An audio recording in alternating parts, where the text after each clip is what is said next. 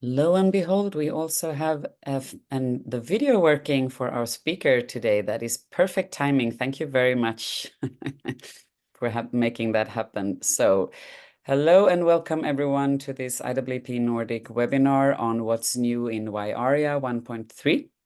My name is Susanna Lorin. I wear a couple of different hats in IAAP, but I also usually moderate these webinars for IAAP Nordic. So this is our Nordic chapter covering Denmark, Iceland, Finland, Norway, and Sweden. And today we have a speaker from Finland, so that is we are especially happy about that. And we had a couple of technical hiccups, but now it seems like everything is working. So that's lovely. This webinar is recorded and will be published on our YouTube channel after the event, and you can also go there from the IAAP Nordic website. Sorry, I'll just take away that little background noise we have, and of course, everyone who has registered will automatically receive the link to the recording afterwards. So we do caption these webinars automatically. So if you use the CC function or the closed captioning function in Zoom, you will have the captions. And if you would like to ask a question to today's speaker, please use the Q&A function, and we will take all the questions in the end. So, and your camera and microphone has been disabled to avoid background noise and so on. So this will be a presentation today, a technical presentation with a PowerPoint presentation, and then we will have a little bit of Q&A, and then we wrap up and talk about what is coming up next in the Nordic chapter. So that is kind of the plan for today. And today's speaker from Finland, from Go4 in Finland, one of our members and supporters is Asra Tayebi, who is a developer and designer and accessibility expert. And now I don't know, but we don't have her video again. So please, Asra, good. get away. Okay. Yes. Hi, everybody. Azra here speaking. I'm so sorry about all the technical issues. It's somehow it seems that. Okay. Yeah. Well, apparently people can hear us well, so that's great. Thank you. Yes, Azra here. I'm an accessibility developer in Go4 in Finland, and I have been working in the field of accessibility for the last 7 years, doing a lot of accessibility consulting and especially as it's my passion about coding and development. So I've been working with a lot of developers. I myself am personally blind and use a screen reader for my personal use. I used to be partially sighted about more than 13 years ago. So back in the days, I used to use screen magnification softwares for using. So I have a bit of experience of those, even though my experience is probably very old of a screen magnification. But a screen reader is something that I'm using now all the time. And of course, naturally, that's something that I focus a lot on. But at the same time, as an accessibility developer and as somebody who works in this field, I'm very passionate about accessibility as a field that is not about screen reader users or any specific users at all. Accessibility is supposed to be about taking people's needs in different circumstances and regardless of what that circumstance is, and also providing options and alternatives for people. And when we talk about alternatives, ARIA is actually like one of the things that I always think about, because ARIA is, its aim is to provide alternative when that alternative is not provided through the host language. Let's say, for example, HTML. If the information if that information is not provided in HTML, then ARIA would provide that for the users.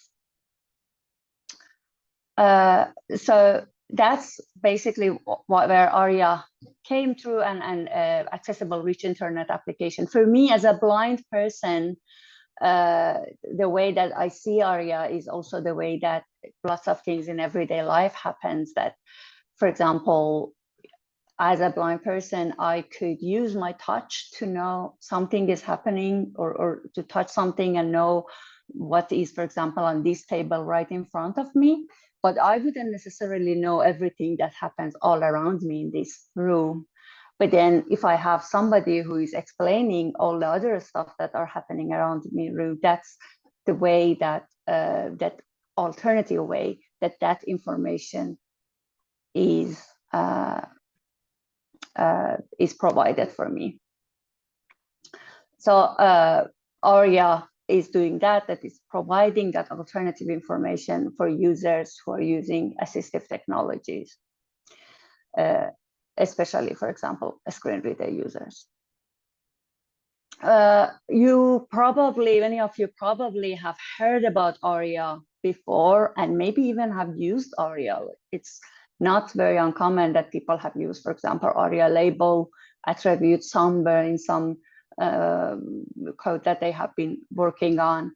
But unfortunately, even though ARIA has been around for many years, not many people exactly necessarily know what exactly is the aim of ARIA, and when are you supposed to use ARIA, when are you not supposed to use ARIA, and what are the effects and implications of using ARIA in a certain place or in certain elements.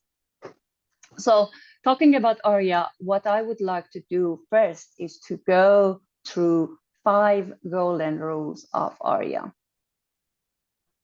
These rules are rules that it's very important that everybody who is working with ARIA understand and keep them in mind all the time. The first very young rule, and it's very, sometimes it's a bit, we might think it irony. The first rule of ARIA is do not use ARIA. Do not use ARIA if you do not need to. Do not use ARIA if you do not have to. If you, for example, have the equivalent of ARIA in, for example, let's say HTML, use the HTML element and not ARIA. A very, you can use ARIA to make the same HTML elements that you have, like, for example, a button. You have a button tag in the HTML that not only tells the screen reader users that this is a button, but also, for example, make sure that this button has the proper tab index, or at least has the tab index and it's in the focus order and so on. But then you could take a span element or a div element and give it a role button. And screen readers would probably, at least most of them, would read it as button.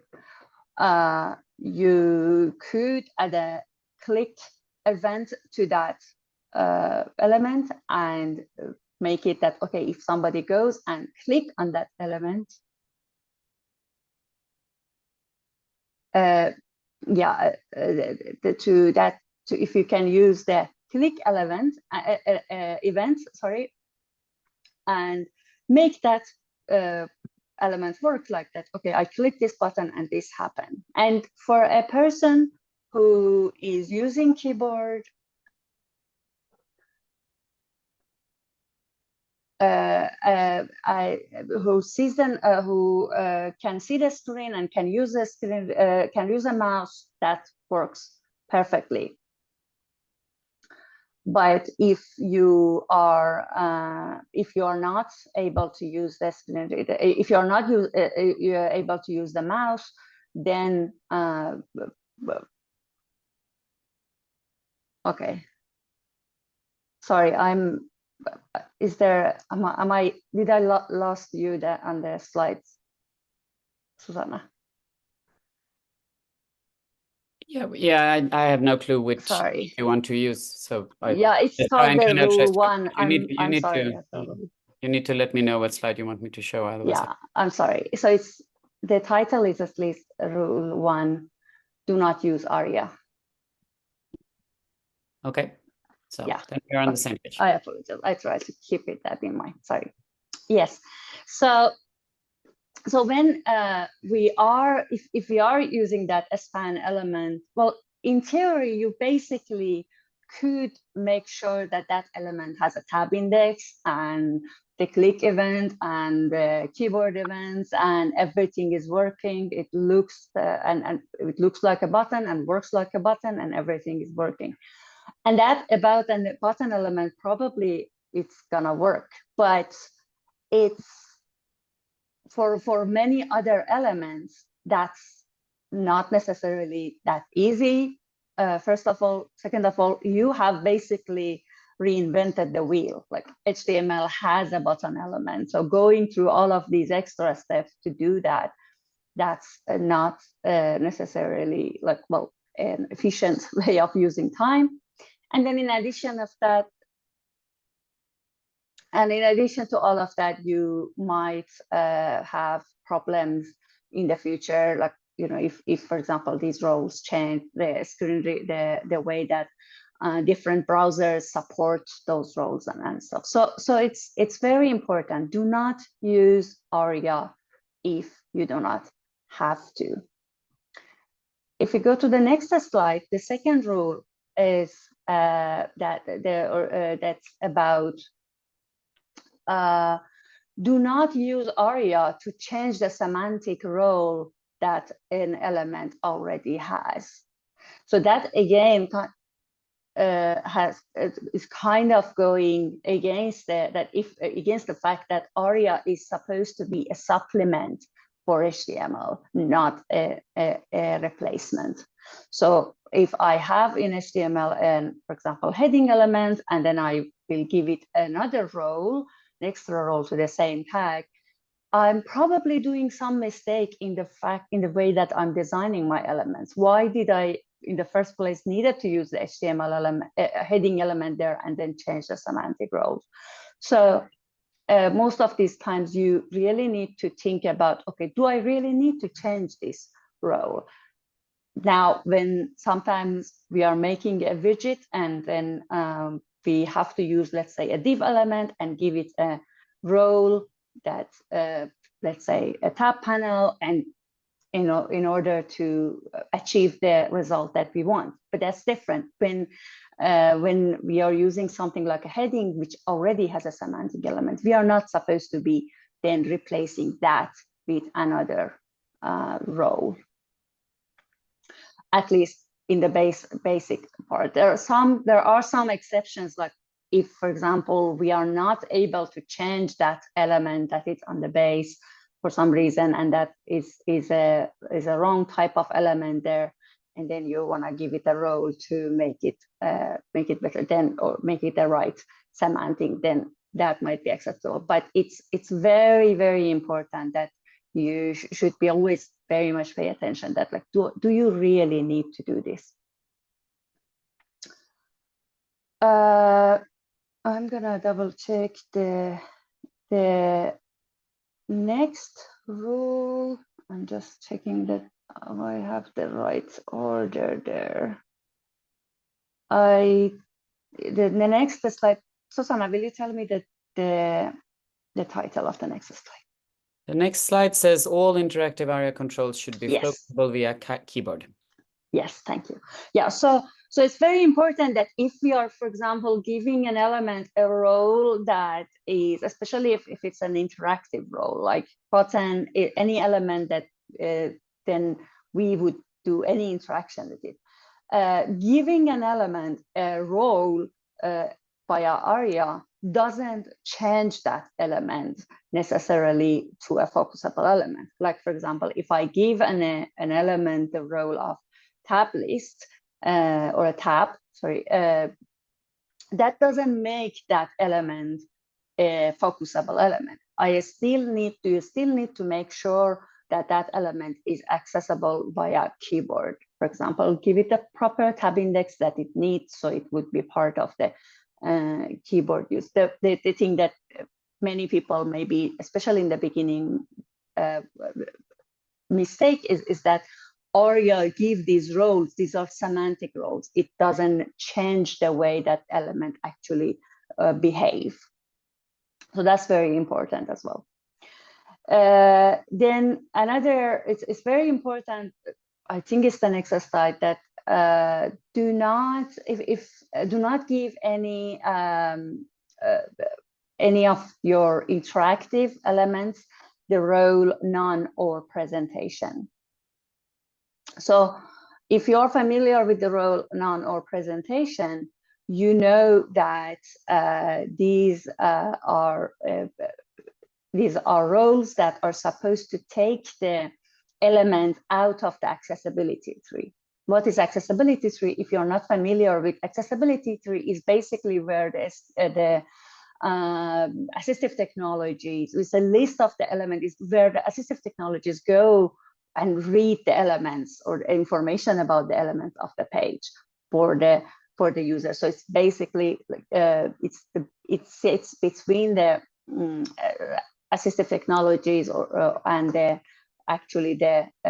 DOM of the page, and that's where they get the information that they provide to the user. So if we give it a role none or presentation, this is not gonna be in that accessibility tree.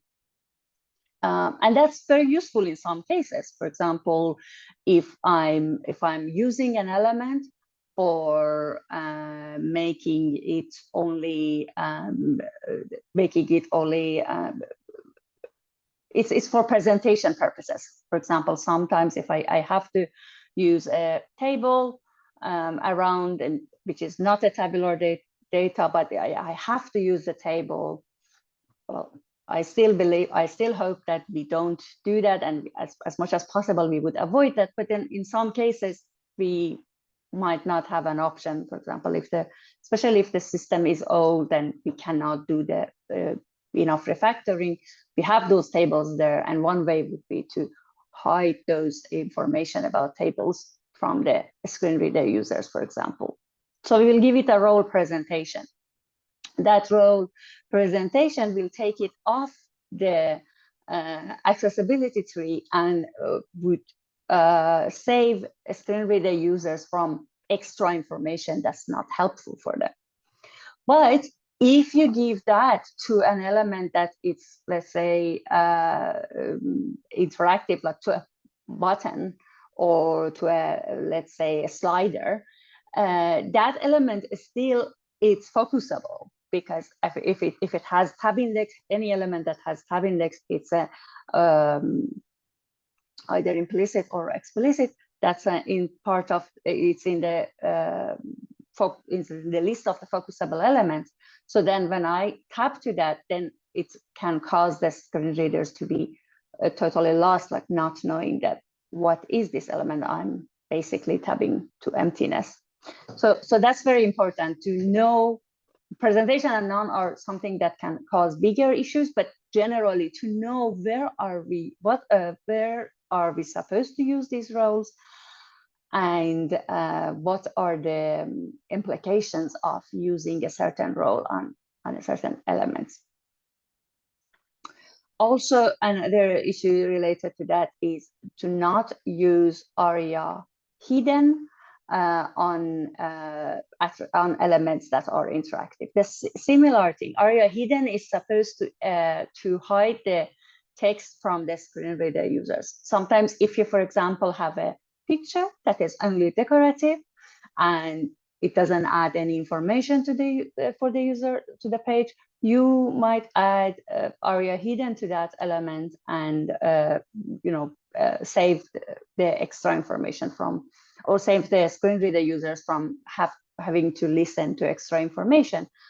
But if you do that with a button, that's a difficult one, because again, like it's a confusing that if users can tap to something, that then it's hidden from them and they cannot, like they won't get any content information from it. So again, we need to be very careful also with these attributes, that where we are using it and what would be the effect of using them on different elements.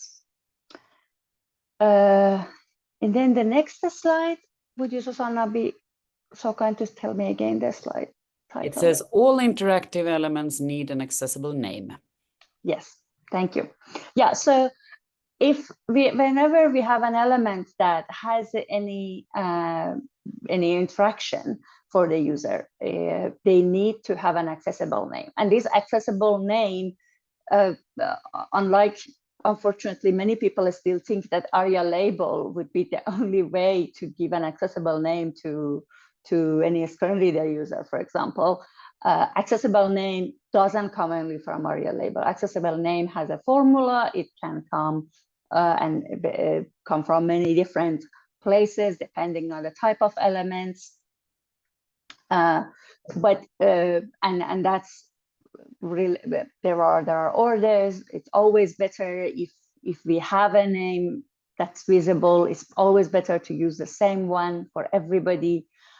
If we don't, then we can look into, okay, what is the best way to do this. But what is important is that all of the elements, all of the especially interactive elements, they do need to have an accessible name. An accessible name is something that when I interact with that element, when I let's say meet that element, I need to get that accessible name, not just some name that is close by that element. That doesn't, that's not enough, because then we are asking the user to guess, okay, this name is part of this element. An interactive element needs to have an accessible name that I would get when I actually interact with that element, or when I actually meet that element, inquire that element. Yes, so these are the 5 important rules of ARIA. It's very, as I said, it's all in all, it's very important to not use any ARIA attribute or role without actually check into it, that, okay, what is this doing? There is a lot of information online. What is this doing? What would be the effect of this? What kind of elements can I use this for?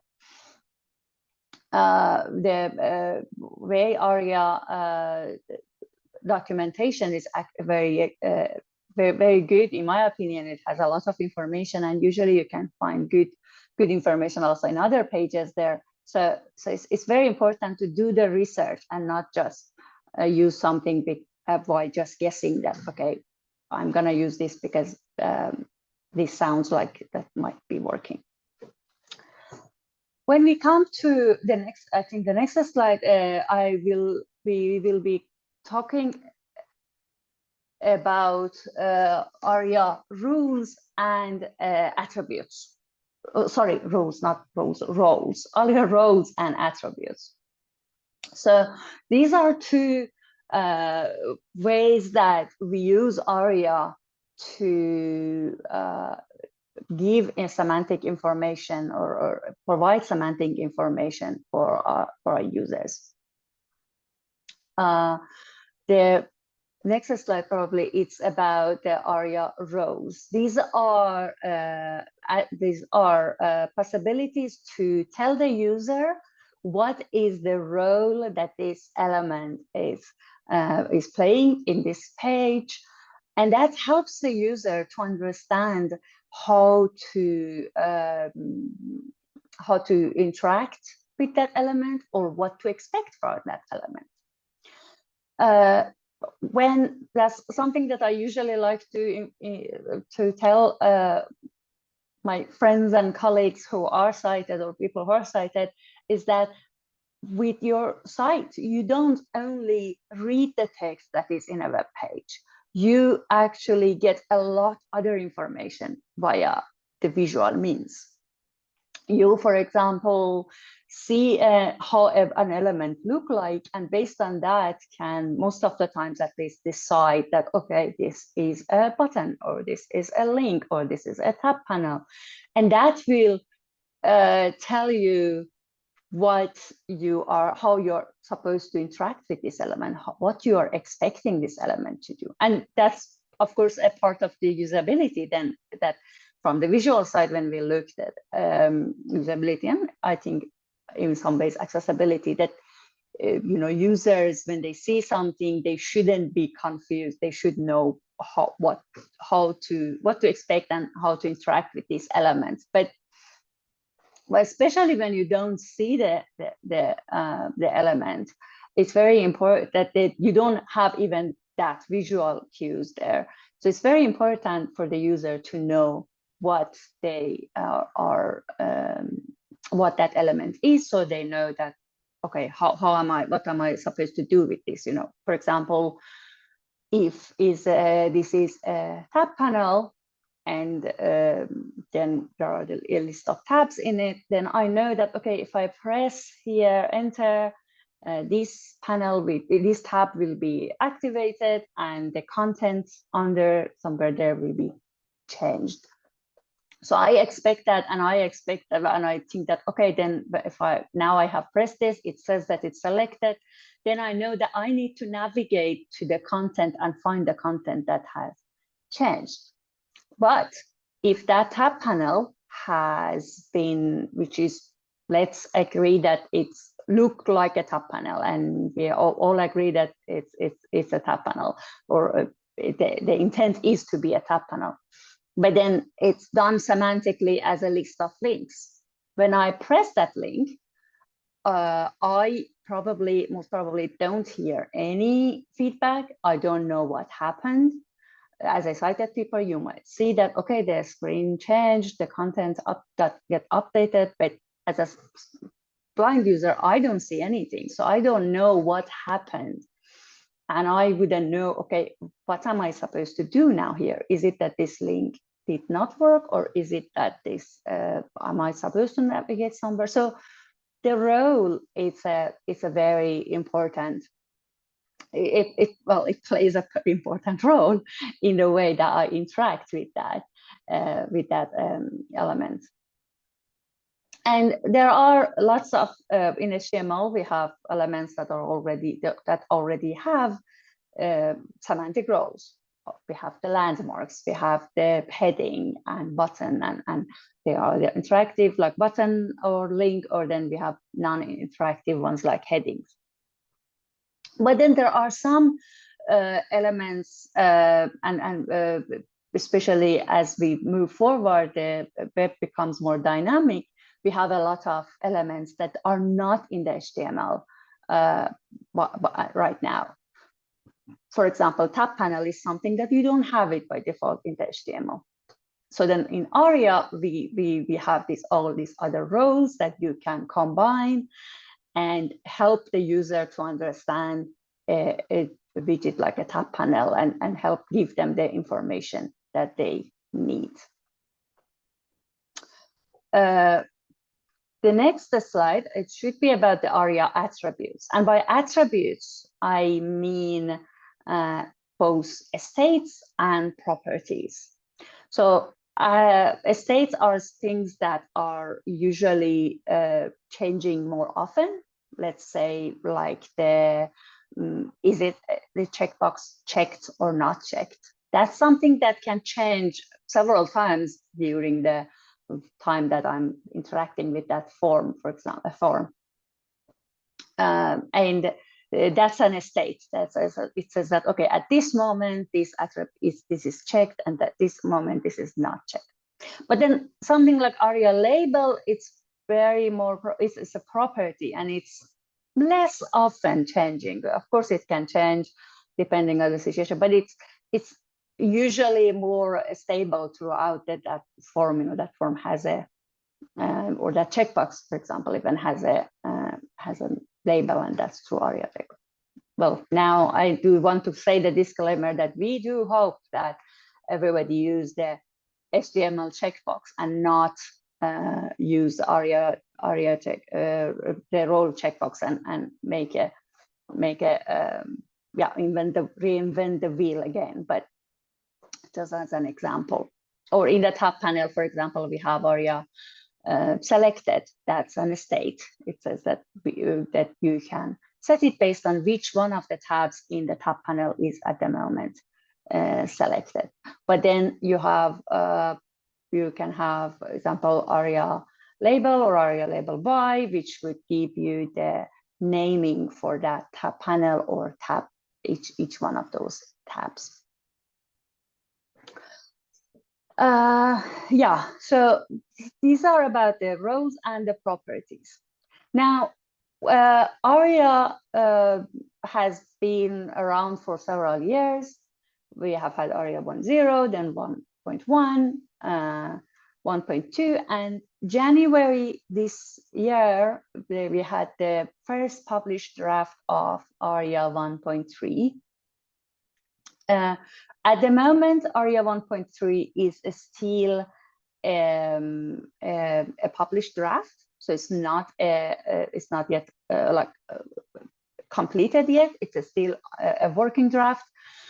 So all of things that are there, they can still change. But it's definitely good for us to kind of familiarize ourselves with what is coming up, so we would know what to expect. And this is what am I gonna now next is like kind of a research that I have been trying to do on, okay, what are the new things that are coming up in ARIA 1.3 and what can we expect? So I think we should go to the slide that says like role. I think the first one is suggestion. Yeah, so we have like 3 things. So it's like an overview of the 3 things yes. new in ARIA 1. I don't know if you want to read them. Yes. Yeah. So we have several. We have a couple of rules, new roles. I keep saying rules. Sorry, roles. New roles that are coming. We have a role suggestion. We have role comments, and we have role mark. Role suggestion is supposed to help. For example, if you are working on a document and somebody has made a suggestion to change this word to the other word, and this can be used to mark that area. We already have roles insertion and deletion there in ARIA, and then the suggestion is going to be added to that. More on that soon. We have role comments, which is supposed to mark the comment section of a page. We have role mark, which is like the highlighting of certain sections of the article or a page. Again, so these are new roles that are, or at least has been part of the draft that would be new in ARIA 1.3. Then we have some new attributes. We have ARIA Braille label and ARIA Braille role description.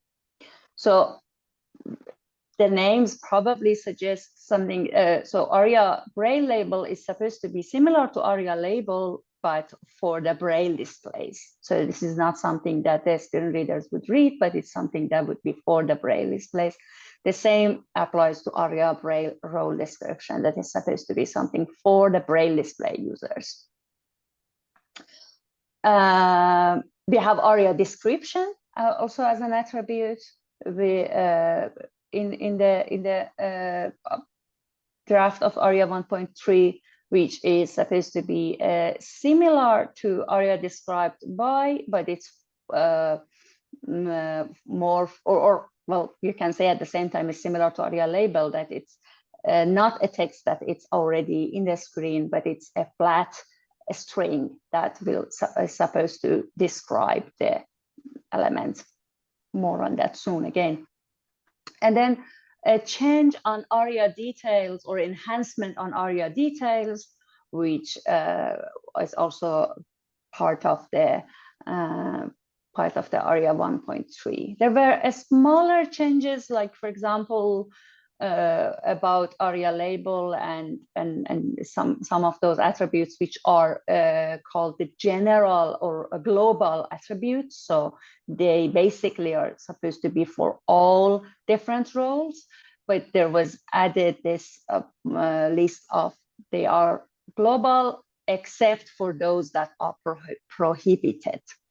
So those were a bit small changes that has been added, at least in the list. I think they were already mentioned beforehand that these are prohibited, but this was maybe making it a bit more clear in ARIA 1.3 in the documentation. But yes, so then the role suggestion. So as I said, we do already have role insertions and deletions, which are similar to the ins and del elements in the HTML. Their aim is to mark the, okay, for example, when you have insertion and deletion. So if you have already a comment or a content that is there, and you want to mark it that this is what I want to delete from here, and I want to add this one.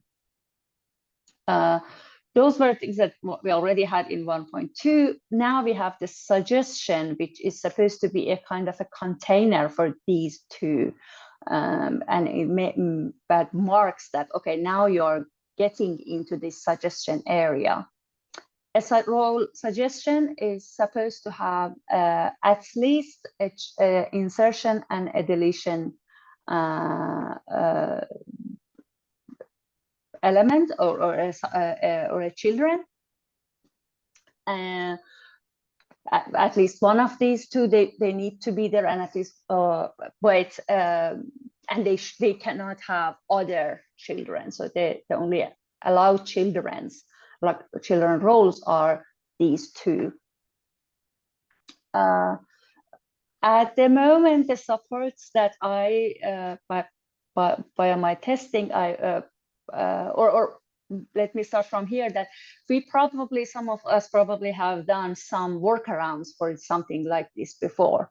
You know, for example, if we would be doing something like this, then you would mark it with maybe hidden text in the page and say that, okay, this is the part when there is a suggestion, and this is where I think you need to delete this one and you need to add this one. But so this the hope is that these roles would eliminate the need for that. Based on my tests, at least what I have done at the moment, NVDA and Chrome do very well with this. It's Screen Reader did announce that, okay, you're entering the suggestion role, you are you can give the both, whether you use the ins or del elements of the HTML, or if you use the insertion and deletion roles of the ARIA, you can then give them other attributes like ARIA descriptions that we will be talking soon, or other ways to kind of give it some more information that, okay, what are these about? Which one is which? For example, this is the one that I want you to delete, and so on. Based on you can also use ARIA details on the role suggestions to let the user know that at least there is some more details related to this suggestion in the page, ARIA somewhere else in the page, but you can here then make the connection that those details exist there. Safari still has a kind of not, at least VoiceOver and Safari, not very complete support of it, at least not in the version 14 is the latest version that I have tested with. So, and in all, we need to be very careful that these roles are and all of this ARIA 1.3 is still a suggestion, is still not published. So we need to make sure, be careful with those. But I think all in all, this is a very good addition to ARIA, and it can be very helpful in these places, and especially eliminate the need of extra hidden texts on the page and so on. Whenever another thing that the specification was asking for, which is, well, makes sense, but it's that when whenever then the user decides that, okay, which one of these two, insertion and deletion, they are going to keep, then it needs to be replaced. So again, we need to remember that these are semantic roles. So then the whole, how the user would choose which one they want and how that would be replaced is up to us to implement. I do definitely recommend using the IMS and DEL in HTML as much as possible. They do have the visual effect in addition to the semantic, in the semantic way, that, or at least how a screen reader was announcing them, was very similar. So I do recommend to use the HTML elements as much as possible there. Then we have role, I think next slide, role comment. So it's a very common section of many pages that you have, for example, let's say article, or you have another maybe even comment, and then you have comments to that article or comment. And the role of this role is supposed to mark that section that is the comment. And then you, for example, via the ARIA details, could mark, could connect this part to the part that is, for example, to the part that this belongs to. For example, if you have an article, there's a section. In that section, related to that section, there's a comment. So then via ARIA details, we could connect these comments to that section. Again, as some of the students, or at least what I've seen in the, I believe it was NVIDIA and Chrome, inform me that like has commented. So this is like that this includes comments, and then because those comments are part of the page, the user can see them separately. But again, this is not necessary. ARIA details, they still have not as big of a support still in Safari and VoiceOver. So that you need to keep that in mind. However, the role comments, I believe again, it's a very it would be a very useful one, that it can more specifically say that this is not only any container, but it's, or like any part of the content, but this is actually a comment on something else, and that would be very, very helpful.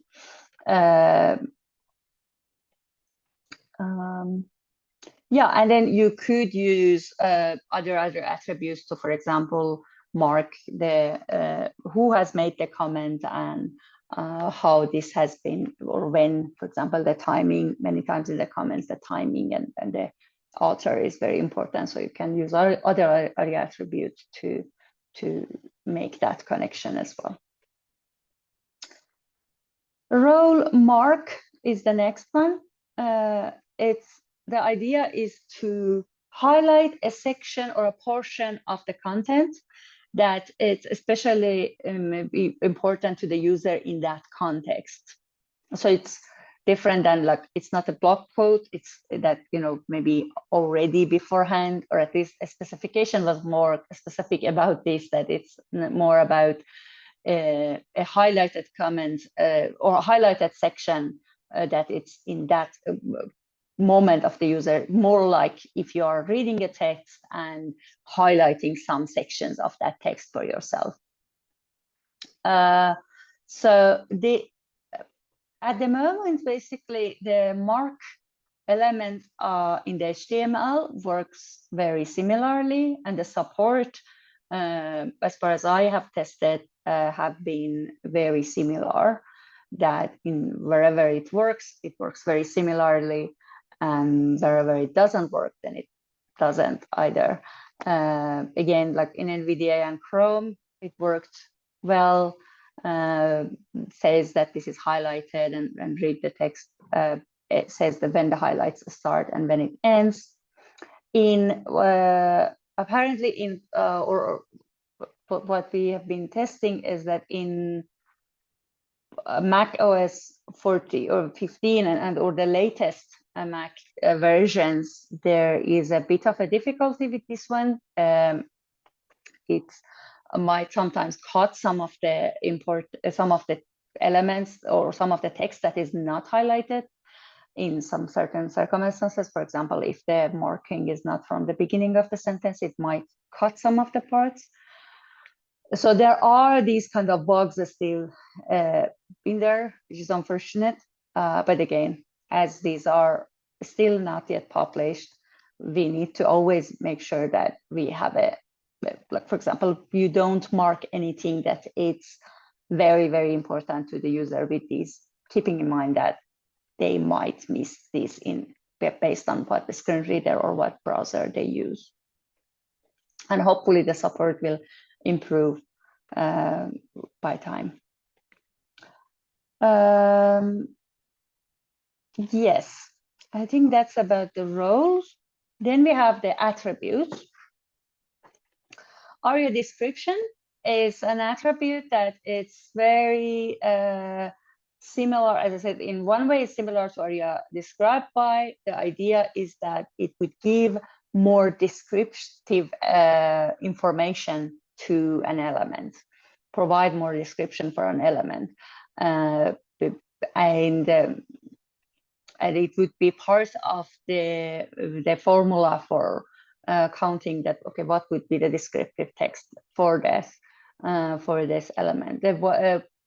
But what is different that is ARIA described by is you give it an ID and refer it to an already existing element in the page. ARIA description is for those cases when you don't need and you don't have a text on the screen already. So for example, this is an extra description that you need only for the screen reader users. The sighted users, based on the visual cues that they are getting that information. They don't need that. You want to have that one only for the screen reader users. So then you can use ARIA description. It gets a flat string, and use that as the as part of the descriptive text that it's for the element. It's important to again remember that because this is a flat string, that means that the normal navigation ways that a user would have through the text, for example, like going by word or line by line, or a slower, or listen to part of it again, they don't have that. So we shouldn't put anything long in this. It should be short and descriptive as much as possible.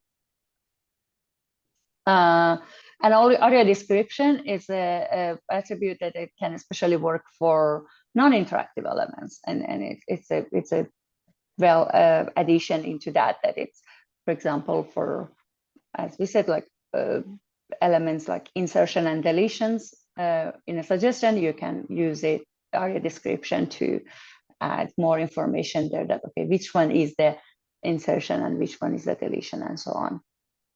So Asra, I'm sorry, I think you need to speed up a bit because you have 4 more slides and 4 minutes. So you really need to. Yes. Thank you for saying. Thank you. Yes. In addition to these, we have Braille label and Braille role description. So these exactly do the same as ARIA label and ARIA role description, but for Braille displays. Sometimes, because Braille is a lot longer, and you know, the Braille displays, the opportunity for showing this text is much smaller. Sometimes some text, it would be good if we can shorten the text that we are giving to the Braille display users. This is quite rare when you need to use this, and we need to be very careful with using this, because these can cause users to not have access to any other, for example, role description or the label, because if they have this one, and they are using the Braille display, and if they have this one, they won't hear the Braille, the ARIA label or ARIA role description that originally they would hear, or even have it in Braille display. So we need to be very careful with this one. It's not very, like, it's not that we shouldn't use this everywhere, but just in certain cases if it's really necessary, both of them. And then we have ARIA details. As I said, the only thing that in other details is changing is that ARIA details in 1.2 gets only one ID, but in 1.3, the suggestion is that it can get a list of IDs similar to ARIA described by.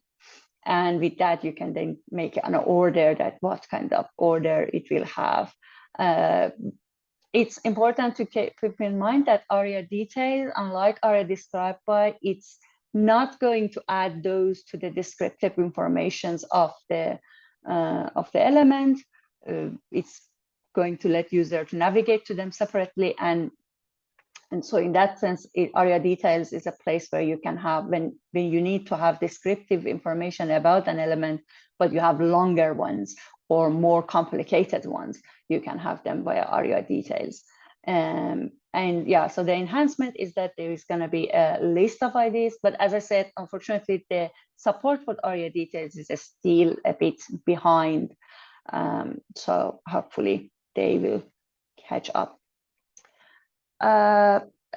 Lastly, just would want to again remind everybody that we need to be very careful. Generally, in using ARIA, read the specifications and informations well, and also make sure that we are not kind of jumping ahead in using these. ARIA 1.3 is still a draft, things can change, and also we need to be sure that we are testing at least with the most common screen reader and browsers that actually the elements are supported, because they always naturally are a bit behind the specifications. Thank you, and apologize that I'm a bit, maybe if it got too long. That is fine, Azra. You had a lot of good content, so thank you very much. I don't think it was too long. It's just that we would like to have also room for a little bit of questions. So we'll try to squeeze that in quickly. So the first question was, would you mind sharing what screen reader platform you use, and if that's okay? Our organization tests in JAWS and NVDA and a bit of VoiceOver. So if you could just let us know what. So I would use, on Mac, I use a Safari with VoiceOver. And iPhone, the same, Safari and VoiceOver.